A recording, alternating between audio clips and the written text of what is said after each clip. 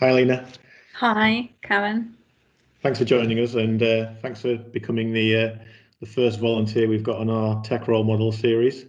We've had a lot of demand from our mentoring program members to hear from some of the successful and more experienced people in the program. So it'd be great to hear a bit about your unique journey. I think for the benefit of the people watching the video and attending the live session, it'd just be good to better understand a little bit more about your role. So they'll know from the invite that you're a senior manager at KPMG, but what does that actually mean? Yeah, so I'm a senior manager in KPMG UK. For those that don't know, KPMG is one of the big four firms, so they focus quite a lot on consulting and audit. I'm personally within consulting, and within that, I focus on technology consulting. Now, whilst I call my role cloud and advanced analytics, it doesn't formally exist.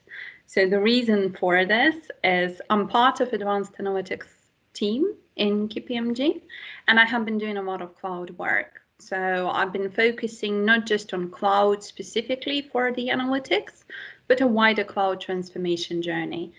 And I guess to give a perspective to everyone, because there are different thoughts in terms of what technology is and what technology consulting could be, my personal role is very broad. So I do a lot of work with financial services, the big clients, somebody like NatWest, HSBC, Lloyds Banking Group, JP Morgan. And what I would be doing, I would be looking for the opportunities from the cloud and analytics side. I would also be working with the clients to sell the work with them and ultimately deliver the work and grow the account.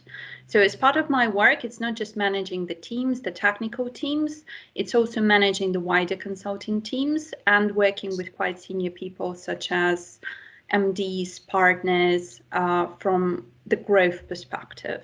So from the sales perspective. Okay, good. And on a day-to-day basis, or on a working week, typically, what would that week be made up of? How much of that is client-facing? How much of that is dealing with the internal parts of the role? Yeah, sure. So I would say that 50% of my work is very much focused on business development. Again, this is not typical for my colleagues of my, position. I do it more similar to our directors or partners, just because of my personal, let's say, strengths. I do quite a lot of work with member firms globally. So it's essentially the wider KPMG firms across the world, such as US, Asia, Australia. And what I tend to do, I look at what are the innovative solutions which they may have, how we could benefit from them in the UK, or how can what we do in the UK benefit those countries. So that is something which I would be doing, let's say, 25% of my time. Another 25% of my time is purely focused on doing proposals, identifying client opportunities in the space of cloud and analytics, understanding what is the business problem, what is the client need, how do we actually, go from what the client wants to how we can deliver it in KPMG. And for this, we could be using just KPMG, or we could go to member firms, we could use startups, we could use additional partners and alliances, like say Microsoft, AWS, etc. So that is 25% of my role. And I guess the other 40, it's the client delivery. So it's doing the projects day to day, managing teams, being an SME on some projects. And 10% is more, the internal stuff, which I tend to do. I tend to do quite a lot of mentoring within KPMG and wider as well. So I guess that's my 10%. Yeah, no, thank you. Thanks for that. I think it's really useful for people to understand, exactly who it is we're talking to. So one of the main reasons we got you on today was actually because you've got a relatively unique background that won't be shared by many of our members, but there might be some similarities in terms of coming to the UK from overseas, etc. So if you want to start by telling us a little bit about what your actual background before employment is, that'd be great. Yeah, okay. So I am originally from Russia, and I was brought up to be a housewife. So I didn't really have a role model per se, not even as a woman, but even, like as a guy. I was very much into cooking and cleaning. And then at some point, I won the Moscow Olympiad in mathematics, and I went to university to be essentially a scientist in maths. That was all very, very theoretical and perhaps not really linked to the business problem, but it has helped develop my brain to the level that I think very, very fast. I take decisions very fast, and I can take a complex problem and then ultimately cut it down into pieces and solve it either myself or find the people who can solve it, which is very, very helpful in my day-to-day role right now. And I guess I was in Russia. I had a dream to go outside of Russia. I wanted to originally go to the US. Then I was considering UK. And I've had a lot of challenges with the work permit, with the visa, with finding an employer who's going to sponsor my visa for a junior role. And I was a graduate at the time. In particular, it was challenging because I was coming from overseas rather than transferring, say, a student visa into a work visa within the UK. So this has resulted in me just applying for many, many, many jobs. And many, many, many jobs. It's about 500 jobs by my estimates. So it took me a long time to find a job. Then I got 3 offers, and I came to the UK 6 years ago to work in Accenture as a grad. Okay, so when you went to do your education in maths, was that with a set plan to end up working in like an analytics or tech type role? No. So my grandmother thought I'm going to get married when I'm doing maths at university, because the ratio of guys to girls is like 10-1. So that was a clear path to a housewife. Other than that, I mean, in Russia it works slightly differently, because if you want to get a job, say in a bank, in Big Four, anything which is, not necessarily education related or traveling related, you would be doing some subjects like maths, physics, and chemistry. And I was good in maths, and it worked out well for me. Yeah. So when you then started applying for overseas jobs, and you said 500 applications, Yes, which is just an insane I number. applied to every single job which could give me a work permit. Were they all tech jobs, or was it? No. I was actually applying for something more fun, like investment banking, for example, trading. I just got very many declines. And by the time I got an offer, I had an offer in audit, and I realized I don't want to do audit. I got an offer in Accenture in technology consulting, which I thought was quite cool. I just didn't quite understand what it was, but I got an offer, so I thought I'm gonna go and do it. And then I think there was a role more in risk consulting, which was slightly different. So Accenture was paying more. I think it was also just more exciting. It sounded more exciting, so I thought I'd go to Accenture. Yeah, and did you get a feel from them as to which skills you had that they were particularly interested in? Was it because of your mathematical background, or was it more about your your personal and that business that sales element that you mentioned when you spoke about your day-to-day job? Yeah. I mean, it was very interesting because at the time they used to recruit management consulting and technology consulting, but the process would be exactly the same. So they asked me, what do you want to do? And I said, I want to do management consulting. And they said, no, we have no spaces, and you are such a wonderful maths champion. So we're going to place you into technology consulting because we don't have we need to have candidates with maths background in that section, and that's how I ended up in tech consulting officially. Yeah. So obviously, that was what, 6-7 years ago now. So you've had lots of opportunities to have different types of roles. So why is it that you stayed in tech then, if that wasn't your dream to start with? I mean, I wouldn't say it wasn't a dream. It was just not the only option I was exploring. I want to say that when I joined Accenture, my understanding was slightly different, because I thought I'm going to be building robots, and those robots are going to, I don't know, cycle down the office, and all this innovation is going to surround me. It wasn't exactly like that, because I started working quite a lot with clients on projects in consulting. A lot of my work was a mix of technology and management consulting, but because Accenture is known for technology in principle, it all had to do something with technology. It could have been a softer element of it, like building clients, working on strategies, operating models for technology, right? So it would always have some sort of a technology link, but it wasn't always, coding or doing something specifically what people tend to think technology people do. Yeah. Okay. And I think for someone looking at your profile, one of the most impressive things is how quickly you've gone from landing in the UK, applying for 500 jobs to just get any job to get an opportunity, to now in such a very short amount of time, being in a senior management role at KPMG. So, how have you achieved that? What was it that you've done to get the opportunity, and are there any particular challenges that you had to overcome on the way, or has it been plain sailing for you? Yes. So I had quite a few challenges. I think the first challenge was just myself, because I didn't think I can grow fast.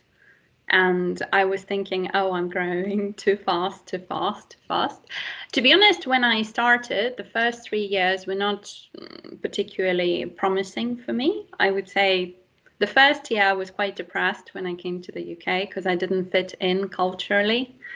The second year I was okay. The third year I realized that I went for promotion 3 times and I still didn't get promoted to the next level. So I'm just going for promotion, but I get declined for whatever the reason is.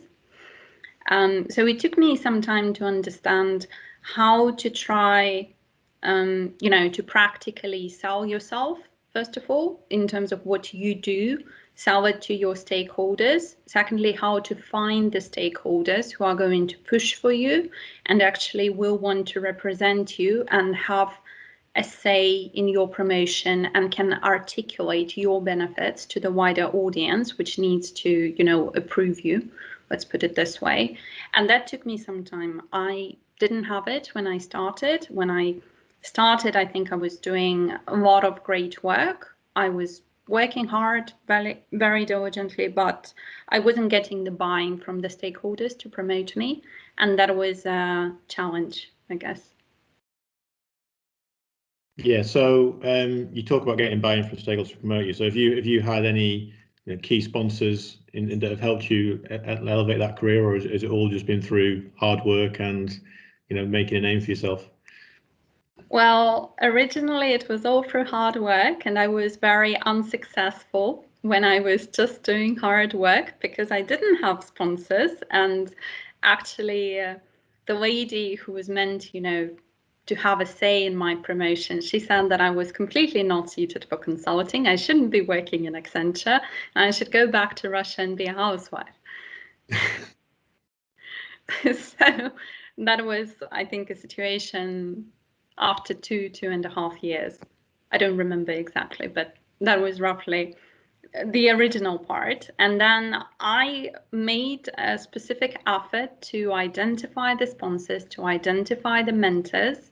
I can't say I had too many mentors, but I do want to say that when I found people that want to invest time into me, my life became much better from the career perspective. And I didn't believe in the value of mentors and sponsors from the very start. I learned it, I guess, throughout my let's say career, and I do think it is beneficial. Yeah. So you mentioned finding the right sponsors then. So how did you identify who in the business would be the correct sponsors for you? And then how did you then overcome the challenge of building a relationship with them so they wanted to be your sponsor? Well, so finding the sponsor, you need to think about 2 key things. Number one, do they like you and value the work which you're doing? Right? Or will they value the work which you are doing? Because if they don't actually like you and if they believe you should go back to be a housewife in Russia, they're probably not the right sponsor. And number 2, it's, getting the buying from them for the work which you do. I think that's very important. A lot of the times I see my colleagues struggle in the way that they're really very good in what they do day to day, but they can't sell themselves. So they say, I've done a good job, right? And I ask them, how do you, what do you think was the level of your job? And they say, well, it was medium, right? And if they can't sell themselves, I can't necessarily promote them, because how can I promote them if they can't sell themselves and ultimately can't sell our business, which is very important in consulting, for example. And what I've been working with my mentees specifically is taking the story which they have, or taking the activities which they've done, which are really good quality, high quality work, and putting it into the story so that their key sponsors see that there was a point A where the person was, say, half a year ago. There may have been obstacles, challenges, etc. The person worked hard, did a wonderful job, right? Listened to feedback, adapted, and he came to a point B, right? And longer term, he's going to come to a point C, and point C may be a promotion, or it may be, a double promotion, whatever it is. Yeah. Okay. Something that ties into this nicely, a question we had before the session was, what would you consider the skills and attributes that have allowed you to have that rapid progression in 6 years to get from consultant to senior manager? Yeah, I guess that there are a couple. I mean, one of them is the fact that I think quite fast and I can take fast decisions. But I would say that's a good one. I wouldn't say that's a major one, right? So the fact that I learned fast may not have been the most important feature of me. I think the very important feature of me is I take an effort to ask for feedback from different stakeholders, and they may be sponsors, they may be influencers, they may be some client stakeholders. I listen to their feedback and I adapt my behavior accordingly. Now, what this practically means with one person, depending on their feedback, I may need to adapt my approach, whereas with another person, I can keep it, if he's happy with my approach as it is. And I think what really my stakeholders and clients value, that I do ask their opinion, I would say once a month, once in 2 months. I do work on the back of it. I do come back and I ask them, do you think I have improved? And they value, this feedback loop, essentially, and the fact that I take notice of how they feel, what they feel I could do better, right? And I actually improve for them. Yeah. Okay. And your progression, how much of that has been based on the academic elements? Have you pursued qualifications, certifications, or has it all been learning on the job? So I have 3 degrees. I'm the most educated person in my family. I don't know how much I can say it really helped me. I want to say since I started my career, I did 0 trainings or certifications specifically. So I did learn on the job. I want to highlight that in terms of the degrees, because that may be interesting to people, I would say 1 degree is probably good. The reason I got 3 is because I didn't get married after the first one, and then after the second, and then I went to do the third one. But to be honest, I had this opportunity to have degrees in different countries, and that was why I wanted to do it. But I don't think this is necessary, and I don't think this necessarily gives all the skill sets which would set you up for success. Okay, excellent. And with where you are in your career at the moment, then what are the next plans for you? Where do you see yourself progressing beyond senior manager? Well, I actually want to become a partner, and I am currently considered to be going on that track 2 or 3 times quicker than my peers. Now, the reason this is exciting for me is, first of all, I'll be quite young when I become a partner.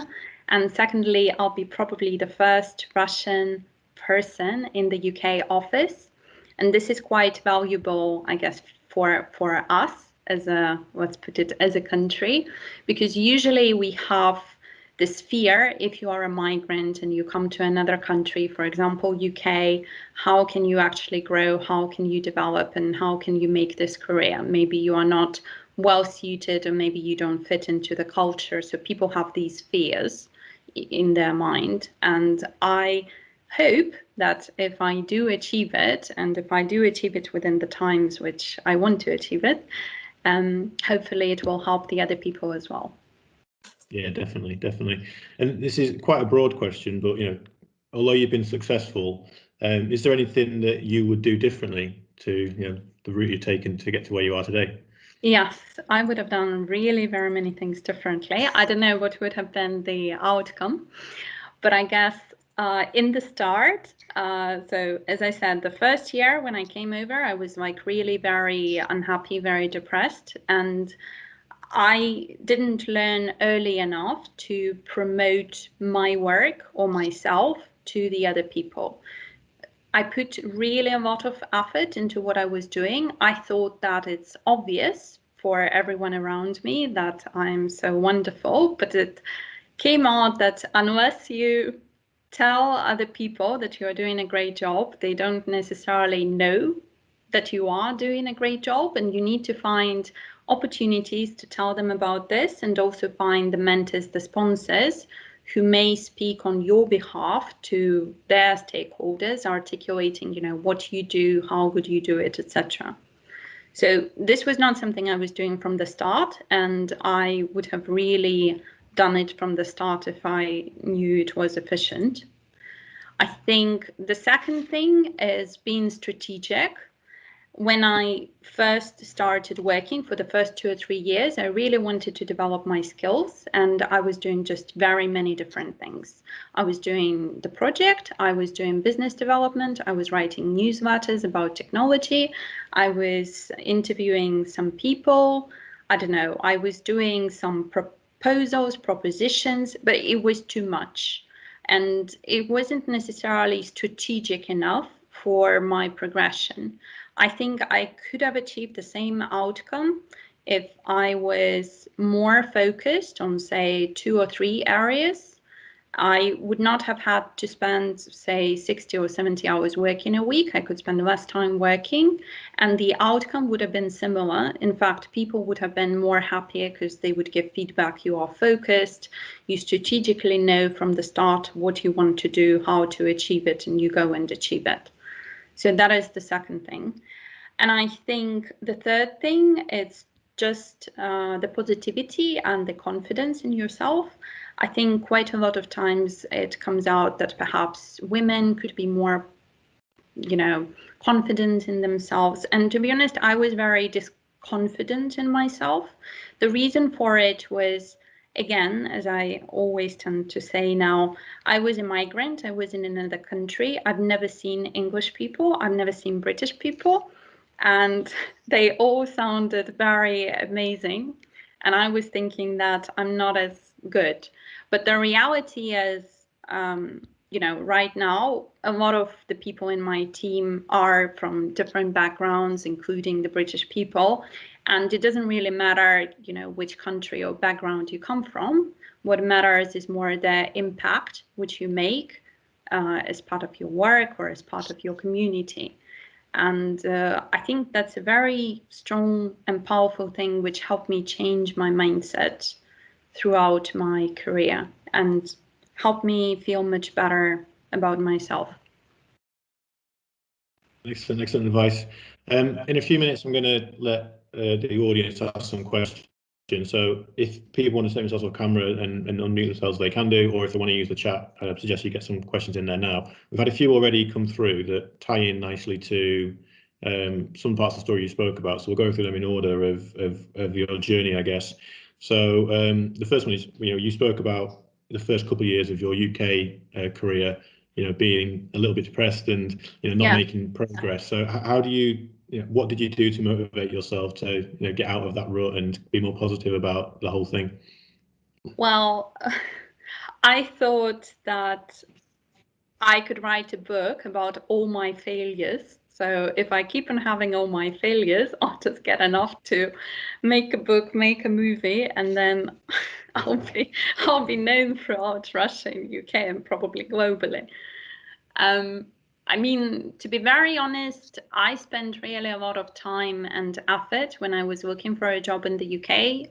As I said, I applied to 500 jobs. I had to fly for interviews. I paid for a lot of those trips. I was out of cash. And I really couldn't go back because I spent so much effort and I wanted to be successful. Now, I didn't know how to be successful. I didn't know what exactly to do. And this comes back to the sponsors and mentors, that I should have looked at them earlier rather than, I guess, later on. But it was motivating for me that I just need to continue pushing, and hopefully I'll feel better. Yeah, okay. The next question was when you spoke about asking for feedback, for personal development.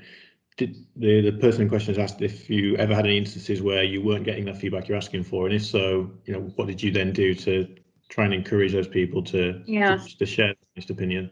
I can have I'll share one good example and one bad example. I'll start with a bad example. So I was very keen to get promoted after 2 years, and I was speaking to one of the key stakeholders who had, a say in this matter, and she was telling me that I'm not suited, I can't get promoted. And I was asking her, but what is your feedback? What is your kind of, reasoning behind it? Can you tell me, the 3 things I need to do to actually, get promoted, let's put it this way. And she said, well, you need to look differently, look like a consultant. And I was persistently asking her, what does it practically mean? Because I don't understand what I need to do to look like a consultant. Do I look bad or something? Anyways, she got very annoyed at me, and then she complained to HR, and HR complained to other people, and I was pretty much almost getting kicked out of the organization. And if that happened, I would be sent back to Russia, and my journey to the star of technology would have been finished by then, pretty much. And so that's a better way to ask for feedback. I guess I was too persistent, and I didn't accommodate the personality of the person who I was asking for feedback, and I was very pushy, very impatient, and was just keeping myself in mind at that point in time. Now, the good way to ask for feedback, and that's again what I teach my teams now as well, is think about it yourself first, right? So 3 perspectives. Number 1, what is it you've done? What was well? What didn't go so well? Or what could be improved? You can write it down, and then it's structured. Number 1, it's structured. And number 2, when you send it to another person, he first of all knows that you are clear what was done, what were the competencies. He doesn't need to spend so much time writing from scratch everything he may think about you, because he may agree or, add some additional points, or may disagree. But again, he doesn't need to spend all this time thinking through what is it exactly he needs to write to you. And it does allow you to sell yourself in a way, because sometimes you may be surprised. You think everybody knows what you do, but not always people know what you do. Even though when you work with them, they don't always necessarily know how far above and beyond you went to achieve whatever you achieved. And this is a good way to, first of all, speed up the fact that you are going to get some feedback, right? And secondly, it's a good way to impress your stakeholder that you really thought it through, you put the effort in, and you're not just asking, a sentence, please give me feedback. You really put the effort in. Yeah, excellent. So Deepti has asked, she basically said that she's seen that sometimes mentors can motivate you, but not necessarily put you forward for opportunities. Do you have an experience of that? So I think this is all about the difference between mentors and sponsors. So how have you identified different people to take both of those roles in your career, or for you has it been one and the same? I would say for me, I didn't necessarily have it completely separate, But my advice to people would be to have a mentor who is a standalone person. And the mentor is somebody who's really good in what you want to achieve. So, for example, you want to have a career in tech, so you choose somebody who has a successful career in tech. Now, this mentor is somebody who gives you another point of view, another opinion, but he's not the person who is a decision maker in your progression. So I would really recommend that, because in that case, you can be really honest with that person about, you know, the cultural structure of your organization, the industry structure, and they can, you know, advise you from their experience what you need to do. And then when you get that advice, you go to your sponsor and you shine out with all the advice you've gotten to impress the sponsor. And then the sponsor, you know, if they're keen to, well, take you on board, then they offer you opportunities. If that doesn't happen, then the question is either you need to change your approach to the sponsor or you need to change the sponsor. Yeah, agreed. So we've got one final question, and I think most of the people on this call would feel very passionately about the answer to this question. So somebody's asking if to succeed in an analytics career, do you need to have hands-on experience of coding? And if you don't, is that a limitation to your potential to succeed? So it depends what you mean by the career in analytics, right? So I'm a senior manager in advanced analytics. I don't code. I used to code 10 years ago when I was in university. Right now, I either offshore it or I have junior people that do it. The way I'm successful is because I have clients, I'm able to identify what they need, and I'm able to bring together the people to ultimately deliver the outcome which the client wants and to make the industry better, so more safe, etc., etc. And I guess there are examples when people really want an experience in analytics, in particular, if you are in more junior roles, people may want you to do coding. I wouldn't say it's a must. I would say it's a nice to have. It depends if you want to learn it or if you want to have an honest discussion that you may take a different side of an analytics role, which is not necessarily focused on coding, but maybe more focused on consulting. Yeah, no, I couldn't agree more. I see, you know, most of the senior people I know, you move away from that technical element of the role, and you've got the right leadership and, you know, people skills. You can manage the doers, and you can find people that are experts in those areas. So no, it's great advice. So I'm going to invite anybody that wants to take themselves up, put themselves on camera, take themselves off mute, ask a question to Alina. I'll allow a few minutes for that. If anybody has anything they'd like to ask.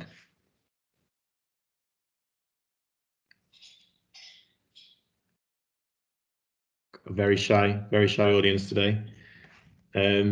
No, well, if there isn't, then Alina simply has to say thank you very much. I've had lots of people commenting in the chat to say really inspiring story and thanks for taking the time out to share the journey.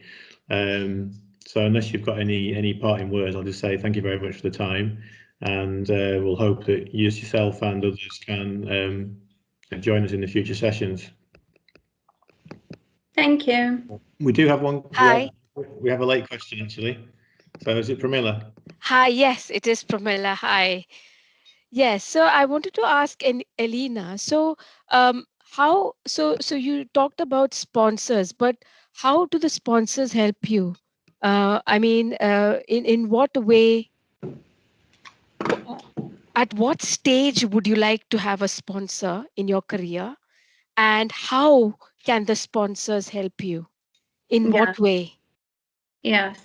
So I guess, Pramila, there isn't an official, let's say, title of a sponsor. So people call different, what people define as a sponsor can be different for different people. For me personally, the sponsor would be the person who would be helping to promote you within the organization. So it can be either your direct line manager, or it can be an influencer towards your promotion, or it could be somebody who's not related to your line manager, but who is an ultimate, head of practice or whoever they are, right? So they would have something to do with your progression, and that's why they are a sponsor. They could be quite senior. You may get to choose them, or you may not get to choose them. I think the whole point of my story was to say they are important. Nobody tends to come to you to say, oh, we really want you to get promoted tomorrow. Here is a great, bonus, and you'll get paid 5 times more. So you need to make an effort yourself in terms of finding a way to do that. And the sponsor is one of the ways you could try to do it. So you could essentially identify within your structure who is the key influencer, or who is the key decision maker, or who is the influence on this decision maker, ultimately. And it's important to build a relationship with them and to ensure that they know what you are doing. They know your future aspirations, that you do want to grow faster, perhaps, if that's the aspiration. And they need to be willing to support you. It doesn't always happen that they support you straight away. So, and that's why I was saying to Kevin, you may want to either reconsider how you approach that sponsor, or you may find someone else. But it's not always one decision maker.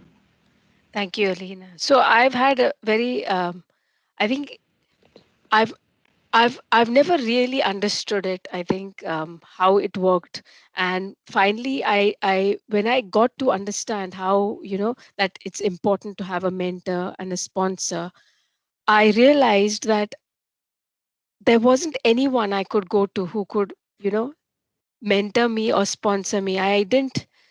There wasn't anyone I could find to do that. And that was the biggest challenge I faced, I think, not to have that connection where, or not to have any, not to know anyone who could help you, in growing in your career. And that is why I feel my career has not grown at all in all these years that I've worked, because I've never managed to build a relationship or connection. And I think I find that a big challenge on how to build that connection, how to build a relationship, and how to get that mentor or sponsor, who values what you do and who gives you, and how to find that opportunity, or who will give you that opportunity to grow in your career and to achieve your aspiration. That is the biggest challenge I found. Yeah, so from my experience, I've been working 6 years, and I've had 9 people who were my performance managers in 6 years, which is quite a lot. Some of them left the firm, some of them perhaps didn't necessarily spend a lot of effort on me. So I would say it takes time to find them. With mentors, I think it's a little bit easier, because people like Kevin and similar organizations, they do support mentorship outside of perhaps your organization, which I think is a great thing. I've never used them so far, but I am a mentor in some places myself right now. I think it helps. And I think you don't need to limit yourself just to one mentor. You may choose, 2 or 3 people, and they'll give you a different perspective. So that's the mentor part.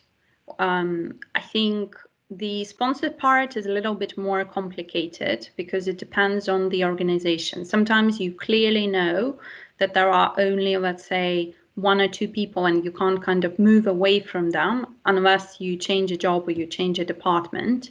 And if it doesn't work with them, then it's becoming hard.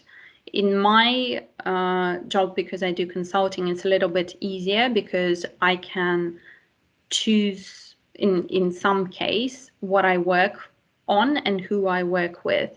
So ultimately, I've had examples even in KPMG where perhaps I was doing a lot of work and I didn't get any feedback, or perhaps the person wasn't stepping up for me. So I found another person, impressed him on a different topic, and it worked out ultimately. But again, I don't want to say that for me, even though I'm standing here perhaps teaching some experience around sponsorship, it doesn't work out straightforwardly. So I take the effort of trying to adapt when it doesn't work. Yeah, Thank you, Alina. Going Thank back you. to the mentoring point, you know, it's not uncommon for people to either be struggling to identify or feel uncomfortable reaching out to somebody either in their immediate network or their employer, or that they meet at an event, which is exactly why we created the mentoring program and the platform. So I'll talk to you shortly about how you can utilize that to, you know, get access to one of the currently 350 mentors that we've got, who are all, you know, in a position where they want to help people just like yourself to progress their careers. Super. Thank you, Kevin. No problem at all. So yeah, I think that is us now, Alina. So thank you very much again for your time. And like I said, you know, thanks for all the people that attended, all the people that asked questions either during the session or in advance. We've got some great sessions coming up over the next few weeks, you know, once a fortnight. So hopefully you can join us for some more of those conversations. Thanks, guys. Thank you very much, Kevin. Thank you, Alina. It was brilliant to hear your story. Thank you so much.